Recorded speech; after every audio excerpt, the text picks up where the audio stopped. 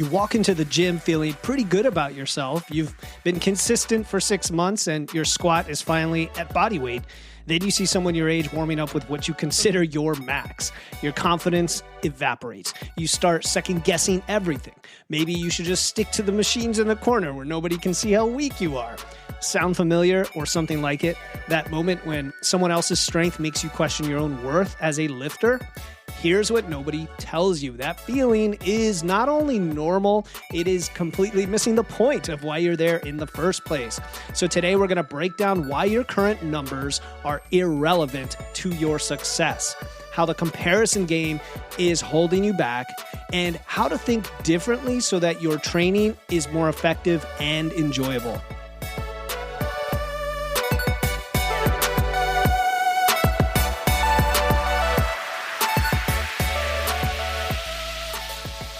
Welcome to Wits and Weights, the show that helps you build a strong, healthy physique using evidence, engineering, and efficiency. I'm your host, certified nutrition coach Philip Pape, and today we're going to tackle something that affects all of you. It affects every single person who picks up a barbell, and that is myself included. The toxic relationship we have with our lifting numbers, with our strength. The title of this episode, Who Cares How Strong You Are, has nothing to do with the fact that we don't care about strength. It's the fact that we don't care about your current strength. We care about where you've been and where you're going and what process you're following, whether the process of improvement is in place for you. And when we think about the psychology here, you know exactly what I'm talking about. It's the voice in your head that whispers, "You're weak," when you see someone deadlifting twice your max, or when you compare your numbers to a friend, or maybe your friend picks on you a little bit for that, in good spirit perhaps, but it might cut you at your core depending on who you are. The embarrassment when someone asks how much you bench and your answer feels pathetic or you don't want to answer. The way that you avoid certain exercises because your numbers are quote unquote too low. But what if I told you this entire mindset is not helpful at all? It is preventing you from reaching your true potential. What if the secret, the magic pill to getting stronger and building more muscle and actually enjoying your training has nothing to do with where you currently stack up with your absolute numbers or against other people? So that's what we're going to look at today. And I guarantee this episode is going to change how you think about this because it's often the thing that is holding people back, not all the other information and the training programs and all of that. Now, before we get into the topic, if you like this kind of mindset content, I'd love to hear from you, and I'd love to send you more like it to build not just physical strength, but also the mental resilience. To do that, just join my email list. Go to witsandweights.com/email. I'll send you exclusive content there that you're not going to find anywhere else. A lot of it is strategies for overcoming the mental barriers that are holding you back from doing your best, achieving your best physique, health, confidence, all the things you want, fat loss, the specifics, the generalities, the principles, the methods, all of it. Go to witsandweights.com/email or click the link in the show notes. And then when you're on there, that's another conduit to reach me. You can reply by email. I'll always get back to you personally with a response. All right, let's get into the show. Let's start with the elephant in the room or the gym. You're scrolling through social media, right? We all do it. And you see someone your age, someone you compare yourself to, benching more than you. Maybe they're benching 300 while you're working toward 200. Honestly, the numbers don't matter. In fact, that's part of the trap. Or you're in the gym and the person next to you is squatting what looks like your max for a warm-up set. And so what happens in your brain? If you're like most people, there is a cocktail of shame, of inadequacy, of self-doubt, and it just floods your system. It's a very human thing. You start questioning your training, your genetics, and your worth as a lifter, your self-worth. So much of what holds us back is in what we think about ourselves as people, and we tie some of the things we do and some of the performance that we achieve as equivalent to our identity, and it just isn't. This is what I call the comparison trap. It's one of the most destructive forces out there, especially in the world of fitness, especially today with social media. And here's why it's so damaging. It shifts your focus from your own progress to your relative position in an imaginary hierarchy, a construct, the matrix, the abstract. It doesn't mean anything to you, and yet you put yourself in that leaderboard And again, it's a very human thing to do. We love competition. We love, comparison. But the problem with that hierarchy is that it's arbitrary. Strong compared to what? Compared to who? A powerlifter, a sedentary person who works in an office, someone who's been training for 10 years or 20 years versus your 1 or 2 years, someone with different genetics, different training history, different body proportions, the list goes on. And the truth is there is no universal standard for strong enough. I really don't like the strength standards. I might have done one episode on them a long time ago, and even then talked about how a lot of this is relative to your body weight and relative to your history and your capability and your process. There is only stronger than you were yesterday, than you were last month, than you were last year. And that is the only comparison that actually matters for your progress, for your health, and even, yes, for your well-being and happiness. Not how strong you are, but how strong you are compared to where you've been. And I can think of at least a dozen clients right now, including some that have had check-ins this week, who come to me convinced that they're weak in some way because their deadlift is only this number, 185 or 225. And very often we'll look back at their history, whether it's with me or even before they started with me, and we'll say, well, what was it 6 months ago? Well, you've added 90 pounds to your deadlift. That's a phenomenal achievement. But it's hard to see that because you're comparing yourself to other people. I have another client who her strength is going up very slowly, but her performance in her sport has gone up massively to the point where she just won an elite competition, almost surprising herself. And it's because she had focused on her health and performance and strength.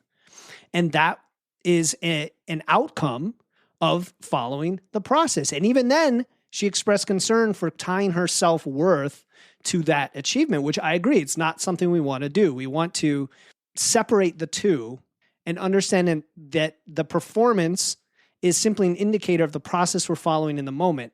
And once we shift to that progress, things can change. Your motivation will start to go up because that's the thing that feeds back to telling us that the actions we're taking make sense. The behaviors we are engaging in, are serving us.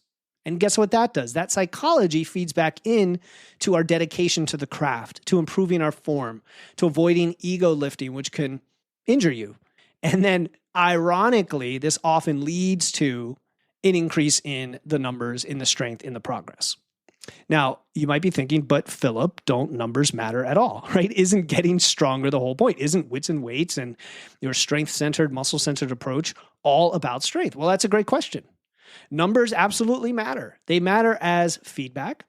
They matter as motivation. They matter as markers of progress, but they don't define your worth or your potential or your identity as a lifter. All right, so think about it this way. Your current squat number, your PR, your 5RM, whatever you're measuring, is simply a snapshot of where you are right now. And it's given your training history, your genetics, your recoverability, your life circumstances. It's not a permanent label. It's not a ceiling. It's just data. And in fact, 20 years from now, your current squat number might be lower because of all those factors. And yet it's still going to be a snapshot of all those things. And it's not good or bad that it's gone up or down. It's just an indicator of where things are. And I've seen, for example, 50-year-old women who start with their body weight training, maybe some light dumbbells. They eventually incorporate barbells, machines, and get stronger. I've seen 60-plus-year-old men who couldn't deadlift 95 pounds, work up to pulling 300. And so their age or starting strength or what have you didn't predict their potential, right? Because there's plenty of older folks walking around this earth who will continue to be weak and unhealthy and unfit and have a poor lifespan and poor health span. And so it's hard you can't predict your potential, but what can predict your potential? Guess what can predict it? Your consistency and your mindset. Like those two things, when I see someone who is committed to taking action and building consistency through, the support structure we have, through habit formation, et cetera, and has a positive approach that everything they do is a chance to learn and grow no matter what. No failure is a bad thing. Every failure is just data. That is a form of grit and persistence that will never fail you for the rest of your life. And I know this from personal experience because my numbers do not always go up. I've had injuries. I've had surgeries. I've had situations where I'm in a fat loss phase. I'm just not eating enough. And I've had situations where it was slightly unexplainable why my numbers didn't go up. There's usually a reason. And sometimes the number going up in and of itself isn't the be-all, end-all as well. There's research on neuroplasticity. You've probably heard the term before. It's about our brains. It shows that our brains are very adaptable. They can improve for the rest of our lives, well into our 80s and 90s. And the same principle applies to strength and muscle.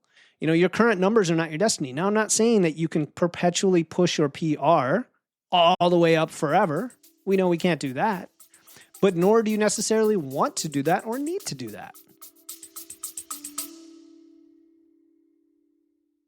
Have you been tracking your food, hitting the gym, and doing all the right things, but your body still isn't changing? Maybe the scale's stuck, or you're losing weight but not looking leaner. And now you're wondering if your metabolism is broken. Imagine knowing exactly what to eat, how to train, and where your time and effort actually matter, so you finally get the lean, strong physique you've been working for without second-guessing every decision. That's exactly why I created Physique University. It's our group coaching program that gives you the proven systems, weekly support, and expert guidance to break through plateaus and build your best body sustainably. If you're ready to stop spinning your wheels and start seeing results, head to witsandweights.com/physique and apply to join us now. Get your first 2 weeks free at witsandweights.com/physique. What actually defines you as a lifter is your consistency, your form, because that's a skill. It's a skill that you're getting better at. Your effort. Effort includes both making the attempt and making the attempt with intensity or with effort, right? So kind of different types of effort. And then, of course, your willingness to learn and adapt, having that growth mindset rather than a fixed mindset. And these are the qualities that are absolutely going to predict long-term success no matter what, no matter where you happen to be today, regardless of the numbers. So when you're constantly worried about how your numbers are stacking up, there are some destructive, very destructive things that are happening that will slow your progress when you get caught up in this race. The first one is ego lifting. You're going to load the bar with weight that you could barely handle just to hit a certain number. You're going to compromise your form. You're going to increase your injury risk. Don't do it. I see it all the time. Someone loading up the bench with weight they can barely control. They get a half rep. And if they don't have spotters or spotter arms, it could be a dangerous situation. And they might even call that a PR if they barely get it up. And it's just, a half-assed lift. There's no benefit in doing that whatsoever. The second thing is you're going to avoid exercises because you feel like the numbers are embarrassing, right? You're going to skip the overhead press just because you can only press whatever weight, 95 pounds, and it's not moving up. So you just skip it. Well, that kind of exacerbates the problem, doesn't it? Right? These might be what you need for balanced development, for injury prevention, for making progress. The third destructive thing that happens here is you get stuck in, let's say, the wrong rep ranges or trying to do something over and over again, right? You only want to test your 1 rep max because that's the number everybody cares about and you haven't pushed it up and there you go. And you start to limit your variation and then you start to backslide because you're not serving your goals. You don't even have a specific intentionality or purpose with your current training block that helps you focus on, okay, I'm focused on volume or intensity or, these rep ranges or this kind of cycling through my lifts or whatever. And then the last part, which maybe is the most important part and the sad part, is you lose the joy in training. Every workout then becomes a test, a thing you have to do, instead of an opportunity to get better. Instead of celebrating the fact that you can move heavy weight through space, which is a blessing, something to be grateful for, you're lamenting that it's not heavy enough. So how do we fix all this? How do we maintain the motivation that the numbers can provide, but avoid the toxic comparison, the comparison game? And so I think it starts with redefining what strength even means, right? Now we know the physics definition is production of force, right? But it's not about hitting arbitrary numbers. It's about continuous improvement within your own context of strength. That's what we tend to lose sight of that. We tend to focus too much on strength in and of itself rather than the improvement of or building of strength. So instead of asking yourself, how much can I lift?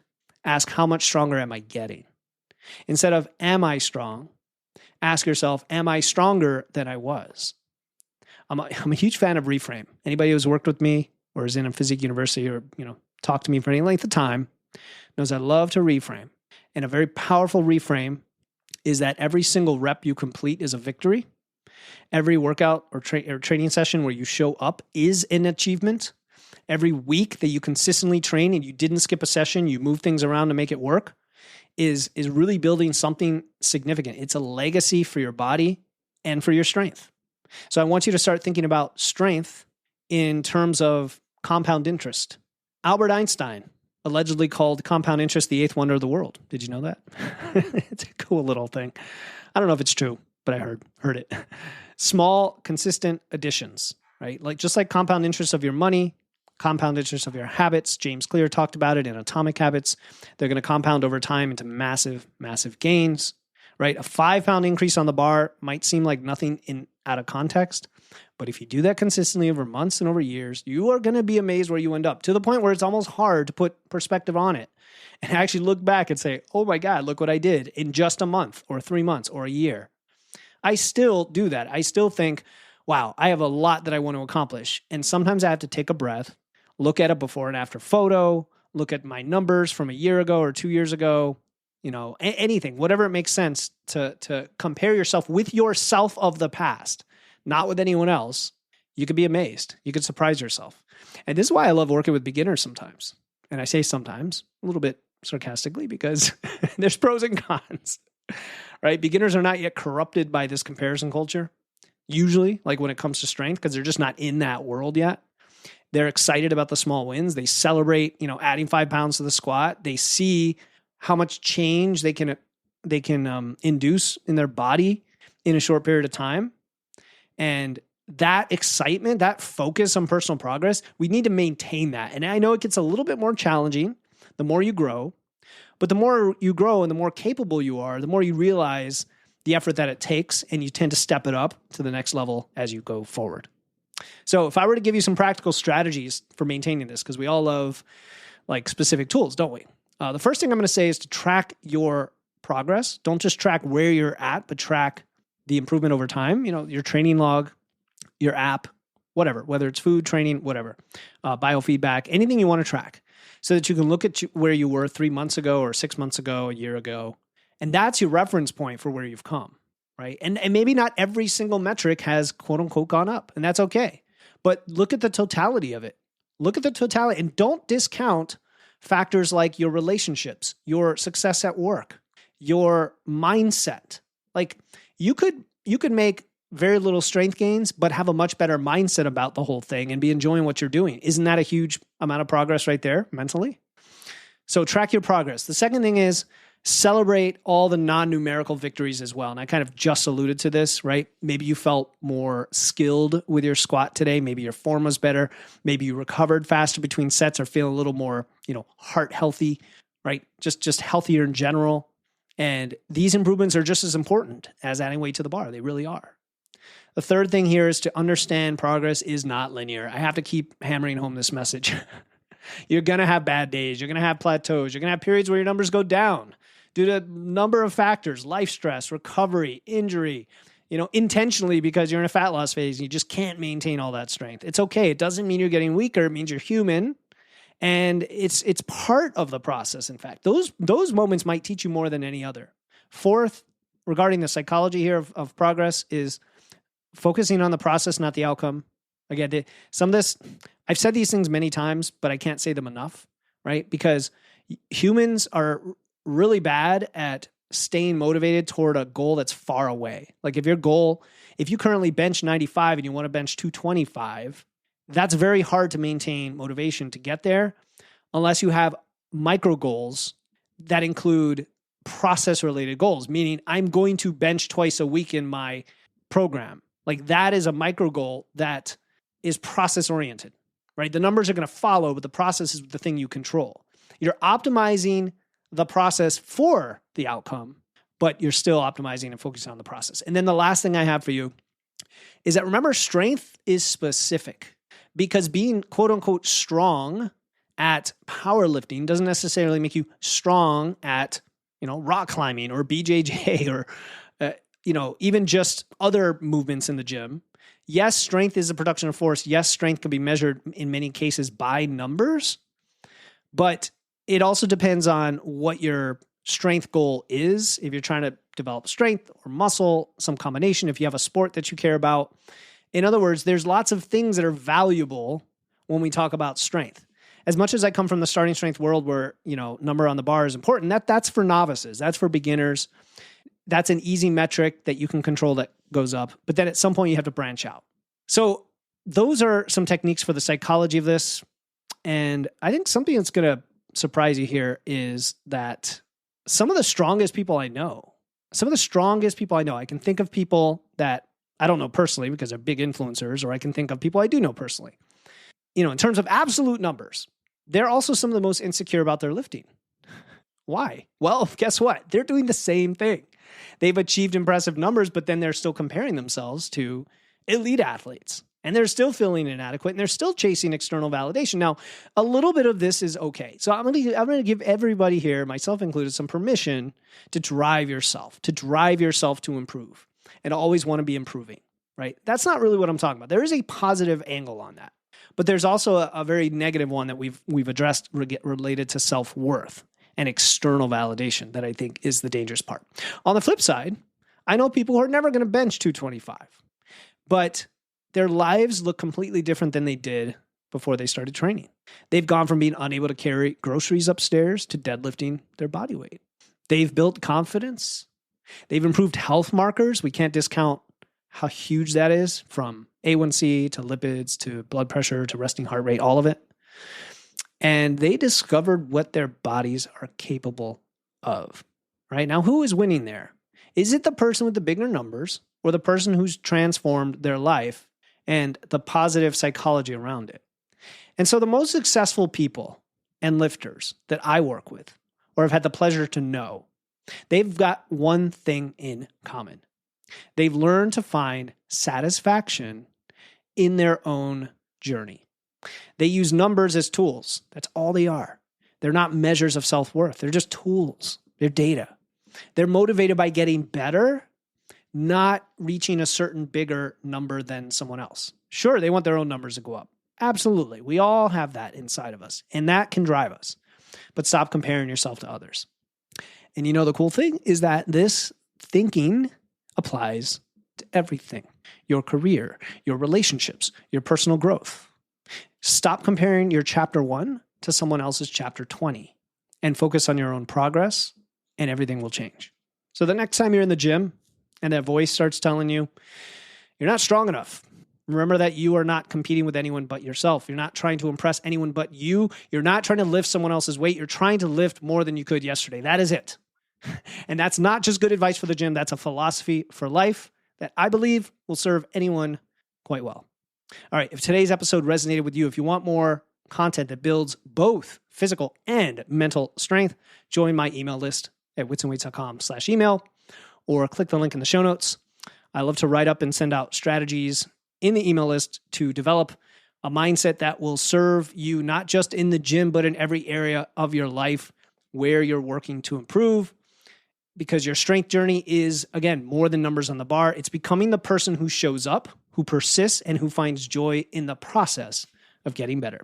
All right, until next time, keep using your wits, lifting those weights, and remember, the only person you need to be stronger than is who you were yesterday. I'll talk to you next time here on the Wits and Weights podcast.